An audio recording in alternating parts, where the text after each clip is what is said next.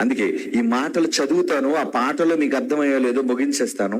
చూడండి, నాలా నిన్ను ప్రేమించేది ఎవరని, నాకంటే ప్రేమించే మనుషులు ఎవరని, అదే ఆ పాటలోని. నువ్వు కావాలని స్వర్గం విడిచానని రాశానండి. నువ్వు కావాలని స్వర్గం విడిచాడు ఎవరు? నీకు ఊపిరి పోయడానికి, నీకు మొట్టమొదటిసారిగా ఈ భూమి మీద పాదం పెట్టినది స్వర్గాన్ని విడిచిన నీ తండ్రి కాదా? యేసు తర్వాత వచ్చాడు, సెకండరీ. అవునా?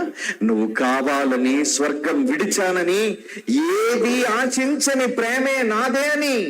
ఎవరిది? తండ్రిది. ఏది ఆశించని ప్రేమ నాదే అని, ప్రేమ రూపమే నాదని. అదే రాశానండి, ప్రేమ రూపమే నాది. తండ్రి అంటున్నాడు, నా రూపమే ప్రేమ అయ్యా. ఇంకా తొలి ప్రేమకు ఆరంభం నేనని. ఏమండి, యేసు కంటే ముందు ప్రేమ ఉందా? ఉంది. తండ్రి కంటే ముందు ప్రేమ ఉందా? నో, తండ్రి కంటే ముందు ప్రేమ లేదు. మన తండ్రితోనే ఆరంభమైంది ప్రేమ. అందుకే తొలి ప్రేమకు ఆరంభం నేనే అని మన తండ్రి అంటున్నాడు. అదే రాశాను నేను.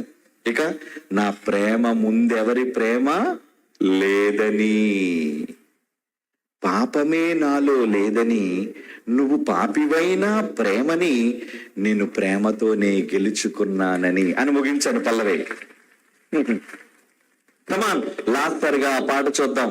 వెయిట్ టిల్ 2026 అదిరిపోయే పాట వస్తుంది మీ మధ్యకి. కమాన్, లైట్స్